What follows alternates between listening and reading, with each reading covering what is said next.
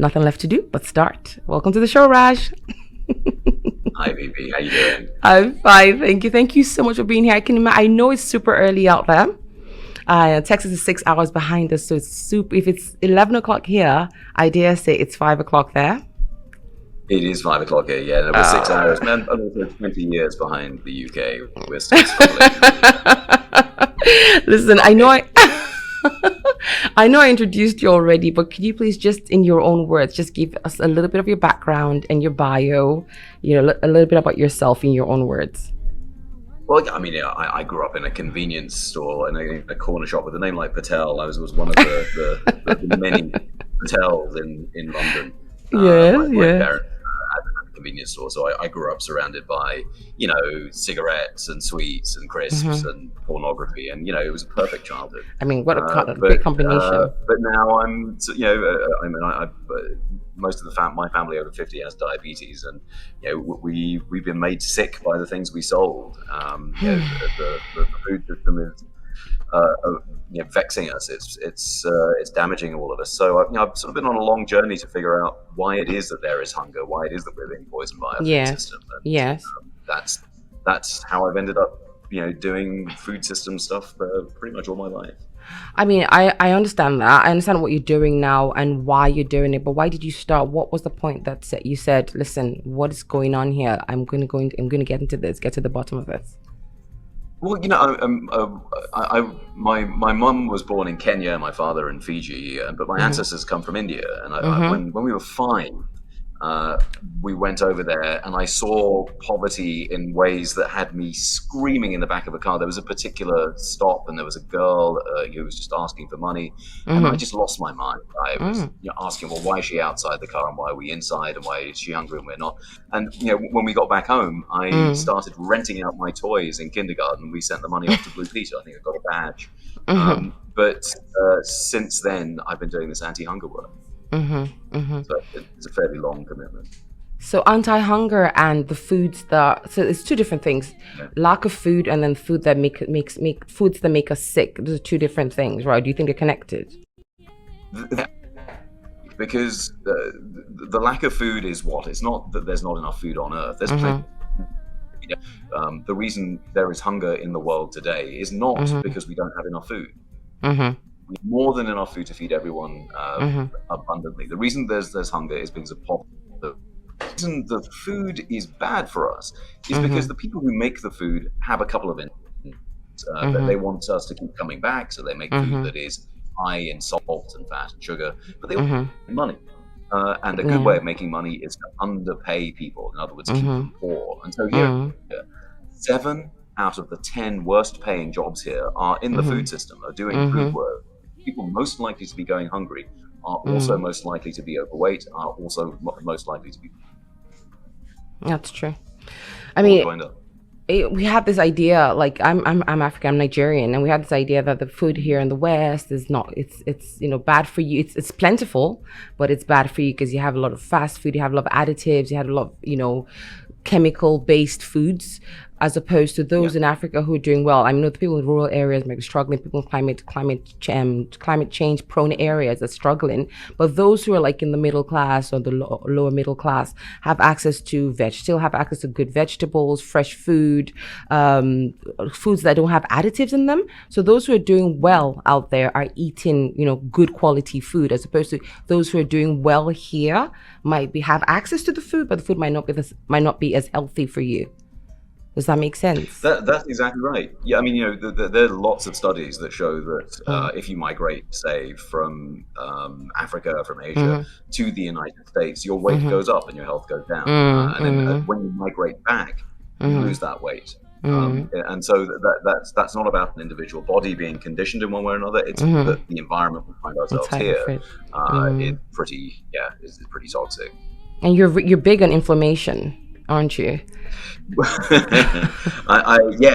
So the most recent book that I did was with a medical doctor here. We're asking the question, well, why is it that your body is inflamed? And everyone these days is talking about an anti-inflammatory diet, and everyone seems to be developing allergies to things left, right, and center, and irritable bowel syndrome. But there are other inflammatory diseases, everything from Alzheimer's to certain kinds of heart disease and certain kinds of cancer. So we asked, well, look, is there a connection between that bodily inflammation and the fact that also our planet is on fire? And it turns out that there is. There's some very direct links that, if there is wildfire, that particulate emission, the very small particles that come from smoke, enter your body and cause inflammation, not just in your lungs, but all through your body. So we're looking at, big picture stuff. Yeah, it's true. Okay, let's talk about the film, shall we? Yeah. So is it true it took 10 years to make it? Yeah. Here's the story, Vivi. Because I've got a bit of a reputation as someone who knows what they're talking about when it comes to the food system. Okay. Other people's films, and those films are ones that you may have seen. They sort of, are some sort of, a working class family struggling, and they're trying to kill, and the kids are hungry, and then through the day you see the family struggle, and then someone like me will come on and go, yes, the poor have it tough, don't they? Things are bad, and then the sort of thing, the mood will shift, and you see richer middle class with their tote bags going into farmers markets and buying kale and cooking things through metal. And you hear jangly guitar music, and you'd be told, if only you buy the right things, and you drink. Eat local. So farm to table. Yeah, exactly. Well, look, there's nothing wrong with that. But you have to recognize that first, you have to be fairly rich to be able to do that, and secondly, it's not enough. And the families who were struggling at the beginning, they've disappeared now. What about? Well, it turns out I do a lot of work with frontline communities, and they've got really good idea to fix this problem. So I wanted to make a film that was just, hey, how about we listen to them for a change? And so we started filming in 2010, and the idea was we're going to pick up stories around the world, and it was going to be one of these sort of slick things. Jake Gyllenhaal was going to narrate it. It was all going to be very sort of tidily packaged, and then one of our lead characters in Malawi started saying, well, maybe I've just found out about change. Do you need me to come to America to talk to you over there to explain to you what you're doing wrong? So we're like, oh yeah, that'd be great. We have to raise the money, so we did that, and then she came, and then we wanted to follow up. And in the process, Jake Gyllenhaal disappeared, but then I ended up doing some of the narration, and it wasn't working because essentially I was being a sort of woke David Attenborough. Where there they are, the Malawians. Among the Malawians, if you listen closely, you can hear them smash patriarchy.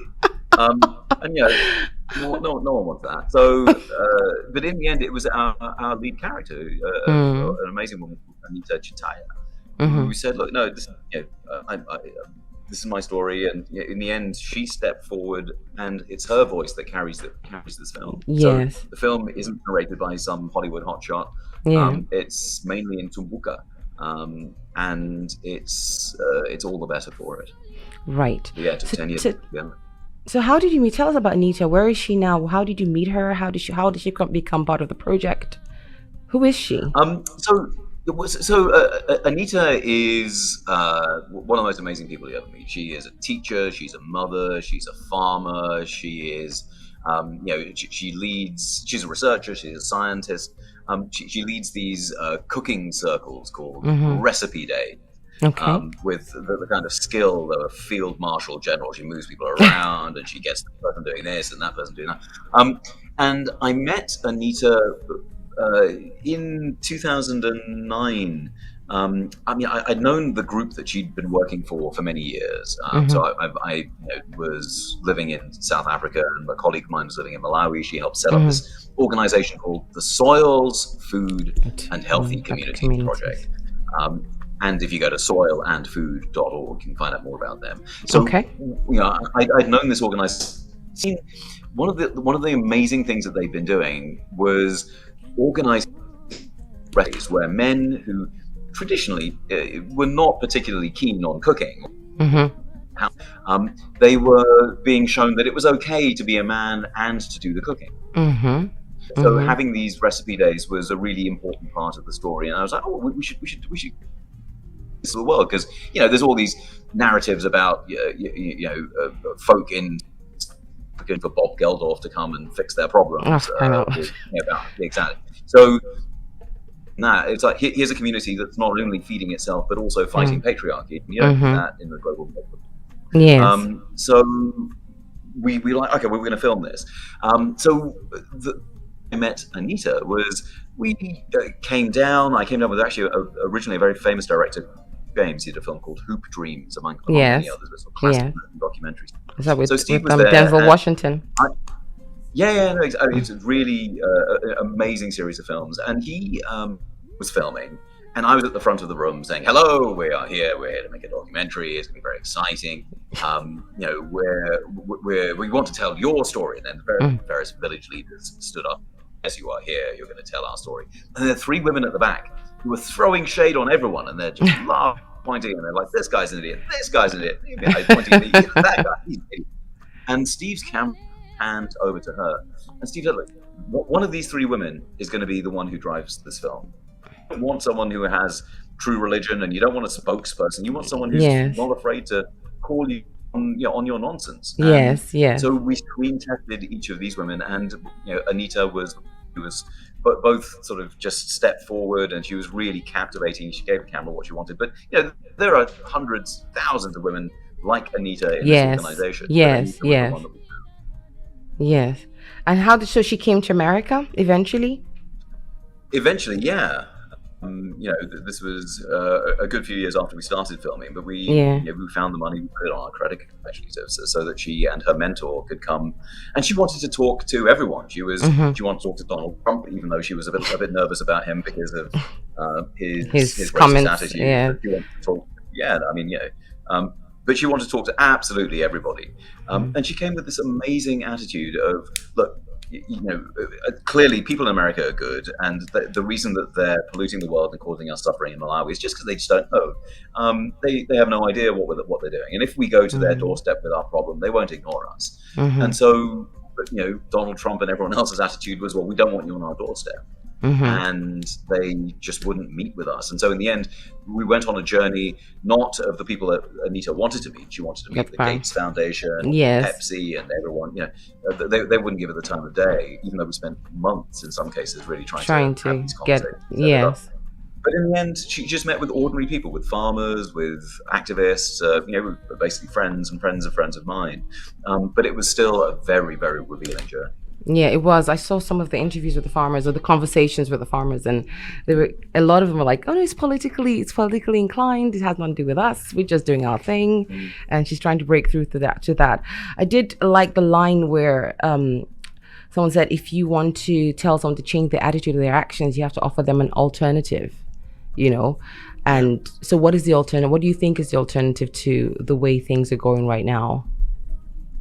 Well, there's so much hunger in the world, not just in Africa, but in the UK, that it's very clear that the way we eat food for profit rather than to make sure that everyone eats is broken. So imagine what it'd be like to have a food system that respected the soil and everyone's right to be able to eat. We do have examples of that where through we have land reforms that everyone gets a good bit of land, and have sustainable farming practices, so we're not hostage to the fertilizer companies or the pesticides, but instead build soil fertility. It takes a year or two to get that cycle going, but once it's once that investment is in place, it ends up being an incredibly robust and resilient system. So we've lots of experiments, and it is possible to do. It's just a political situation. The will to do it. Yeah, exactly. Well, and it's also, some people are making a lot of money out of other people. Absolutely. We need to stop that too. I kept hearing the term agroecology in your conversations. What would you define that as? So agroecology is a science, it's a set of practices, and it's for changing the way that we farm. If you think of regular industrial agriculture, if you've got an image in your head, tractors, plowing huge fields, that vision of growing one thing in one field at a time is the kind of agriculture that was possible, when the climate was relatively stable. stable. When we had hot and cold running fertilizer, where it was cheap and we didn't have to worry about it. But what that does is deplete groundwater. In order to have crop, you have to kill everything else. So you're using pesticides, you're using herbicides, and it is tremendously energy intensive. Now you get a lot of one crop from that system, but you have to kill everything else in the process. That's why we're in the middle of the sixth extinction right now. So agroecology is the opposite of that. It's recognizing that you have to build soil fertility, you have to conserve water, you have to move away from external inputs, and you also have to build a social system so that everyone gets to eat well. It's not enough just to produce the food and then say, well, it's not my problem to decide how other people get to eat this. Maybe some people eat, maybe some people don't. Not my problem. Agroecology says no, that's clearly a problem. There's no point having a food system that produces so much and yet has nearly 1 billion people going hungry, or 2 billion people food insecure in the world now. So that's what agroecology is. It's both a science that looks a little bit like you might recognize as organic farming, but it's much more than that. You can still farm organically and still only grow one crop. Agroecology is about growing lots of different things together. Like, for example, you see in the film this really fantastic shot of corn, beans, and squash growing together. That's something that actually comes from here in the Americas. Corn, obviously, is originally a crop from this side of the world. But obviously, it grows everywhere now. And if you grow corn next to beans, the beans they fix nitrogen in the soil, so they fertilize the soil, and you get protein from them. And then if you grow the squash, squash gives you squash, but it also has squash blossom, which attracts beneficial insects, so you don't have to use pesticide. And it has big fat leaves, which means that it shades out other competing plants, and you don't have to weed as much. So all these plants work together. To yield a better food system than you get just by planting corn alone. Yes, that's true. I mean, that is actually, and that can be replicated in different ways in different crops, all over the world. That's right. That's a solution. Exactly right. That's one of the solutions. I was going to ask you, do you think, what's your best case scenario? What's the best case scenario you see? What do you wish, what do you hope will happen if things start working? What do you see happening? Well, I mean, I see all of us being able to get our hands in the dirt. I see all of us being able to eat well. I see our children, playing on it with much more exposure to green space, to the kinds of beneficial soil bacteria that are going to stop their guts from, misfiring and getting inflamed and developing things like eczema, asthma, or the range of diseases that so many kids are suffering these days. And the best case scenario is that instead of going up and up and up in a row, the incidence of these chronic diseases is brought down, and that we have a planet that's worth living on because sustainable farming can cool the earth. It's a great. Are you kidding? Who doesn't want a planet that the species around us to thrive and for us to thrive? That's stable and prosperous. It's true. And I think, to me, I mean, do you think capitalism has a role to play in all of this? Because if somebody's winning, somebody's losing, right? So I think that exchange and innovation and to some extent the sort of markets where people exchange in a free and way has a lot to do with the situation. No one wants a totalitarian government telling you. But I think if you like markets and free exchange, then you need to recognize that capitalism is the opposite of that. Capitalism is the opposite of free markets. Capitalism is really about consolidation and power. That's why, particularly in the food system, look at any market, you'll see that most of the market is controlled by 4 or 5 corporations. In some cases, it's just 1 or 2. So if we freedom, if we want exchange, if we want the kinds of food system, make sure that everyone gets fed, then I'm afraid capitalism is really pushing us in the opposite direction. It's really pushing us to consolidation, towards a few powerful actors deciding what goes for the rest of us, and then the government does their bidding. I don't think that there is a capitalist system that can do for us, because under capitalism, as I said, you produce food not to feed the hungry, you produce food to make money. To sell, if that's then there will always be people who don't get to eat under that system. I mean, how if there's surplus in some parts of the world, and then there's deficit in some part of the world, and some people say, politicians and politically minded people will say, we can't share these ideas, we can't share these systems because, globalism is a foe of the world, and we have to build our own countries and all of that. How does that work? How do we share ideas and balance things out without succumbing to the idea of like being too open with borders, of being too open with ideas across borders? Well, whenever farmers meet internationally, and I work with one of the world's largest social movements, the International Peasant Movement, La Via Campesina, that has over 250 million members, including actually the Land Workers Alliance in the UK, and a range of groups across the planet. Yes. What I love about when farmers meet in that organization is that what they do is share seeds. And seeds are amazing vehicles for sharing knowledge, for sharing experience, for sharing, gastronomic history, culinary history. It's like, well, you plant this here, and then you take it and you fry it with this thing and a little bit of garlic and everything. And all of a sudden you're in a conversation that is precisely about global exchange, about sharing ideas and wisdom. And the seeds are these amazing ambassadors of culture. So, that's why soybeans and corn and squash are being grown in crossed Malawi. over. Yes. Yeah, they're not native there. But farmers aren't conservative. Farmers are always looking for innovation. They're all scientists. And so, again, you could go to any garden in Malawi, for instance, you'll find all the New World crops. You'll see tomatoes, you'll see corn, but you'll also see things from Asia, and you'll see things all over the place. Because farmers want to experiment. I mean, sometimes farmers get upset when a certain type of crop or thing is more popular than what they're growing. So I remember when the cauliflower rice was a big thing, and and rice farmers were super upset, especially the American ones, saying everybody's buying cauliflower rice, and what are they going to do with their crop and all of that. And I was like, oh, should they be worried about what other people are buying? I know it's a money thing, but shouldn't they be happy that cauliflower has become a thing? Well, I think the way that we eat at the moment is to imagine that there's always going to be, for example, strawberries or oranges or apples, as if these things don't have seasons. We're so used to just being swung by the latest thing we see on Instagram, whether it's cauliflower or before that was quinoa, and before that God knows what. The way that we eat does have to change, where it's less Instagram telling us what to do and more the seasons.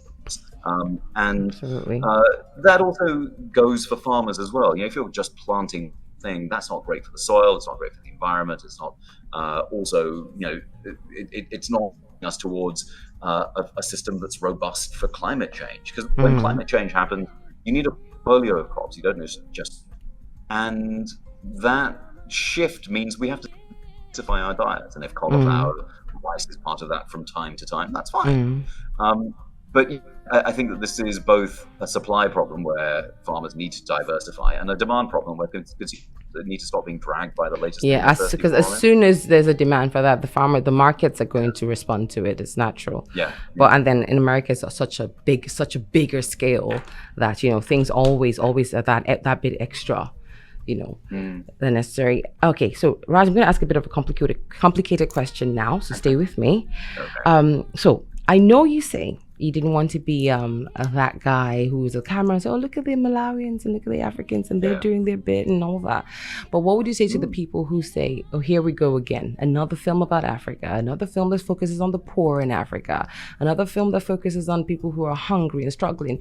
Oh, look at the middle class. We're here. We exist. We are living. We send our kids to school. Our stories are being told. There's Netflix Africa now. There's the fashion, the Afrobeat, the music taking over the world, and all the visuals and the branding branding is changing to show a more vibrant, diverse Africa in all its facets.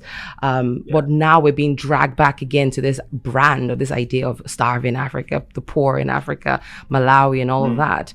And so, what would you say people that think this film is just perpetuating that brand, which we're trying to say that's not all we are about? I have to ask this because my show is all about the positive side of Africa, so I have to ask this. And I'm so glad you're asking that, Bibi. I mean, you're so right that the sort of representation of Africa as just a place where there are kids with flies in their eyes.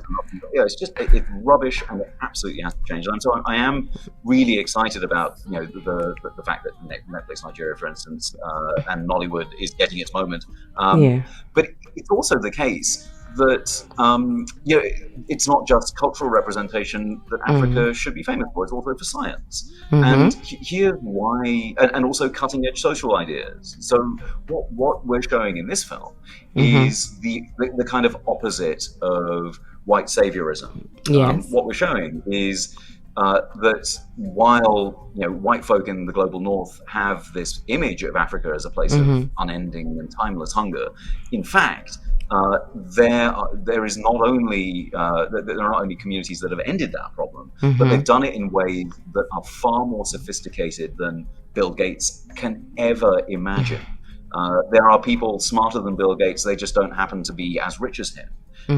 What they've done collectively is transform patriarchy. There's nowhere in the global north where you get people in Malawi, and so for all the sort of woke buzz around, it's to smash the patriarchy in the global north, which really is kind of smash.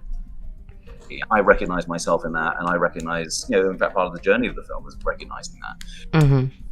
But the fact is, here are some folk from Malawi who can school everybody on that, and we can school people on the science of climate change. And here are people from Malawi who can school people on how it is to gamify cooking so that men and women do it together. So this is a story not about hunger, but a story about success, about really cutting edge social innovation. When our hero, we come to America, you see how backward this place is. How, in fact, in the United States, are pretty bleak for some communities, and then there's deep solidarity. Actually, what you saw, for example, talking about his farming in Detroit, and it resonates very much. Very much with what they're doing in Malawi. So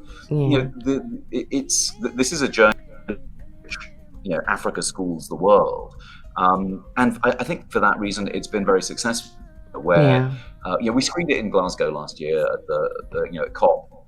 And it was used by movements from the global south to say, to the global north, y'all need to listen. Because these are the lessons that Africa has to teach.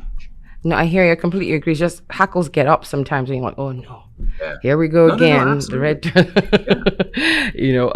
Is there plans for a part 2 maybe in the future? Not for the story. I mean, Anita is still in Wabwa and she's still doing the work. But this isn't a film that needs a sequel. What it needs is for people in America and in Europe to take climate change much more seriously, but certainly here. So, insofar as a sequel, there are a couple of things happening. One is that our friends in Detroit, the black community there, are making their own film. They're making their own film. We raise money so that they can make their own film in response to ours. So that if there's a sequel, it comes from them. And then the second thing is we're screening this film really in the places that matter for making change in America, and that's in churches here. There's a very large right of center community of faithful Christians who don't think that climate change is a problem and don't think that race is a problem. And we're working on them. So rather than making good luck with that. Well, here's the thing. After 4 weeks of a Bible study around this film, we've seen people change their minds. We've got data that shows that if you have someone who's ready to accompany folk on a journey of change, they'll do it. And that's not what we expected, but it's everything we hoped, and it's working. Fantastic. So, it is possible. So the $1 million question now, I ask all my guests. So what can we do? How can we help? What can we here, we the African community here in Glasgow, in Scotland, we Africans that globally, we the young people, we the older people, we in general, what can we do to help you, help this movement, help fight climate action? What can we do? Well, maybe I think the framing sometimes is everything, right? If we're thinking individually, then unfortunately we find ourselves back into the world of, you're going to go to the farmer's market with our tote bag and our metal straw, pull up as many things as we can through the straw, and everything's going to be fine. But and also the idea of help isn't right, because that's the kind of mode that. Again, the sort of Bob Geldof world, right? Yeah, I'm here to help you. I really, sidebar, Raj, I hate that song. I hate it from the bottom of my heart. Like the lyrics of that song offend me so deeply, but that's another story. Don't get me started.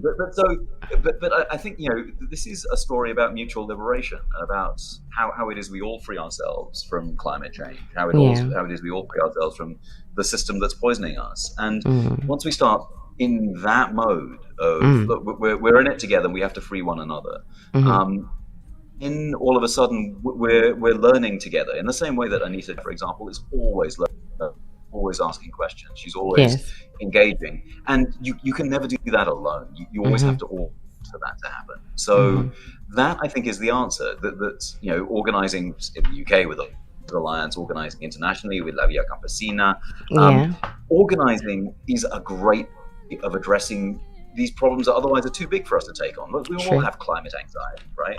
Everyone's worried about the future of the planet, and rightly so. But that worry doesn't go away if we just retreat into our little worlds and just binge watching things, or doom scrolling or whatever it is. We can only do things that are going to be serious, that are matched to the scale of the problem if we do it together, BB. So I think organizing, and there are so many organizations that are really taking this on. We list a few of them at the Ants and the Grasshopper. You can. And you can find the film there. You can get the word out that way. I was going to absolutely organize. That's the only thing that has ever saved us, and it's going to save us again. I mean, I was saying what you said just resonated of us ignoring things. Because in Nigeria, naturally, historically, we've not really had a lot of weather problems or climate problems or earthquakes or anything like that. So we hear about these things happening. Like growing up, I heard about the drought in Ethiopia. You hear about the floods in Pakistan. You hear about all that. And that never used to touch Nigeria at all. Never. And suddenly in the last 10 years, everything's changed. Right now, we're having floods. A few years ago, we had droughts in the north of Nigeria. We've had not an earthquake, but like an earthquake scare, kind of. So things are, and then the weather, the temperature is insane now during the hot months, which never used to be. I mean, it's almost unbearable. So things, you can actually see the changes, not something that's been told or an idea, or maybe you can actually see the difference, see the change. Something is going on. And for a country that was almost insulated from climate problems to be experiencing that, I can only imagine those are the areas which have historically had these problems, how exacerbated that must be right now, So yes, we can't ignore it. No, but Bibi, the people who have been, saying, jumping up and down about this were always in the front line. It was always farmers, right? Yeah. They noticed ages a back long time ago. And I do think it's, perhaps that they've got an idea or two, because the bad news is it's going as to what we do. Right now we have a choice, and I'm not going to sugarcoat it. We have a choice between things getting just a little bit bad and things getting very, very bad. There is no pathway, because we've waited so long for us to come out without suffering.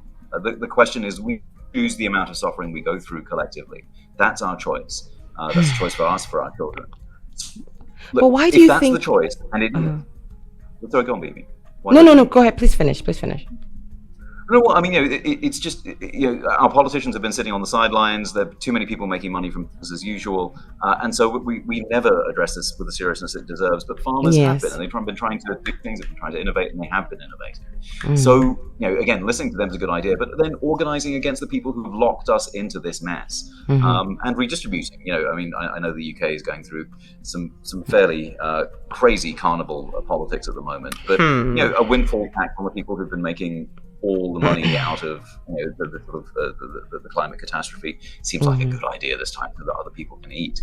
But in the longer term, figuring it out how it is that we redistribute, not just from the global north to the global south. I mean, I think, as you say, Nigeria is going through this, Malawi is going through it, lots of the global south is going through this, and yet we still have a system of international debt, for instance, where although we gave 180 billion. The global north gave 180 billion dollars in aid to the global south.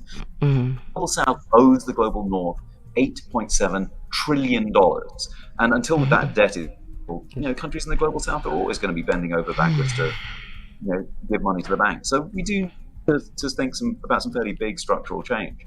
But if we do that, we can, we can dream a different and better world. I mean, why do you think it's so deeply ingrained? I mean, you talk to the everyday people and it's split down the middle. There are those who believe climate change is happening, they need to take action, they really, really believe. And then those who just think it's made up, who think you're exaggerating, it doesn't exist, it's just regular weather. What's that? The popular one is the earth is recycling itself. It does that every few millions of years or something stupid like that. Why do you think... Why do you think that? Why do you think it's so divisive? Why do you think something that seems so obvious to some just seems completely oblivious to others? We explore this in the film a little bit because one of the accompaniments to climate denial in the United States is faith. There is a certain kind of mode of evangelical engagement that that tells a different story from science. And wanted to be a nun, and she goes with her mentor as a Scottish Presbyterian, and they travel in America not as scientists with a clipboard, but as women of faith. And it's very interesting for them to engage in the theological discussion here around climate change. And it turns out that actually the theology is, but there's an economic and honestly, there's a racist argument around climate change too. There is. Where rich people don't care about poor people, and that's one of the endings of the film is that actually, if we're going to address this, that's going to have to change, and white people are going to have to care about black people, and men are going to have to care about women. There are all these ways in which Anita pushes back against these narratives, but all of that does have to change, BP, I think. I mean, Raj, this has been... Serena's giving me the sign saying, go, wrap it up.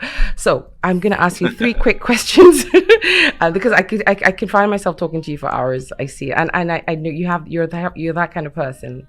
You have that knowledge, that voice. And we could be here forever. Right. But I want to ask you, so... You like that, being Barry White, don't you? All right. Right now. All right, quick one.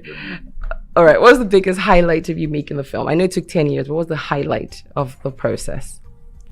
Well, no, the highlight being schooled by Anita so that she made her voice stand out in this film in a way that, in the first, it was, it was being showcased, but she really seized the reins, and her schooling me the real highlight for me. Fantastic. Biggest challenge of making the film? Obviously, money was always a problem. But then also getting COVID, that didn't help. Oh wow! So yeah, for a year. So that was as we were editing that was not fun. Hard. Yeah. And finally, where can you mentioned this already, but just tell us again, where can we find the film? Where can we see the film? Where can we screen the film? Where can we access the film? Well, I believe it's Glasgow, and you mentioned the venue Glasgow. Earlier on, and then if you go to AnsonGrasshopper.org, you can find there, and it'll soon be on a range of streaming platforms as well. All right, so AnsonGrasshopper.org, and then right. The Glasgow, and here in Glasgow, the Glasgow Film Theatre. I'll be there on Monday. Actually, I'm on a discussion panel on Monday, so I'll get all the times for that from my own personal screening. And Raj, I want to say thank you so much for coming on the show. This is such important work. I know you've heard it 100 times. I know everybody's told you how wonderful the film is, and how what a great project it was, and what progress you're making, and what difference you're making. So I just want to add my accolades to that. Well done. Thank you so much for this important work, and we will promote it. We'll put all the details on all our websites and our social media handles, and so people can access it themselves, and we'll keep promoting it, that way, because it's such an important project. We will keep promoting it. Thank you so much for making this work. You're welcome. If you have another best-selling book, don't hesitate to come back. If you have another best-selling project or film, you know where we are now. You know where we are now. Thank you so much. Go back. Are you going back to bed? No, God, no. I've got to grade my student essays. So Lord. So it's begun. The day has begun. What a way to start the day. Thank you so much. And you're welcome to come back anytime. Thank you so much, Raj. Fantastic. Thanks for being the best part of my day, Bibi. Bye. Guys, that was award-winning author, filmmaking academic Raj Patel. He's Harvard educated, Oxford University educated, LSE educated, Cornell. I mean, it goes on and on and on and on. And he took the time out of his day to spend some time with us to talk about his film, The Ants and the Grasshopper. And it was filmed over a course of 10 years with a lady called Anita Chitaya, who's a farmer from Malawi. And she went to America to convince people, farmers and politicians in America, that climate change is real, what to do, how to get in on the action, and also how to change gender roles and fight the patriarchy. It's a huge remit, like I said before. Raj was wonderful. The project is very important. And if you want to access the film, you can go to theantsandgrasshopper.org or go online and just Google The Ants and Grasshopper film, and it'll give you all the ways you can watch it and access it. And do your bit. Let's all do. He said, mutual liberation? Was that the term he used? Mutual liberation. It's not about helping. It's about all of us doing our bit. All right, guys, we're going to come back in the second half, and we're going to talk to a very important person called Adam Black. But before that, we have a fantastic song called Rush by Ira Star. Everyone is singing the song, so hey, why not get in on it, right, Serena? Here's Rush by Ira Star. See you in 2 minutes.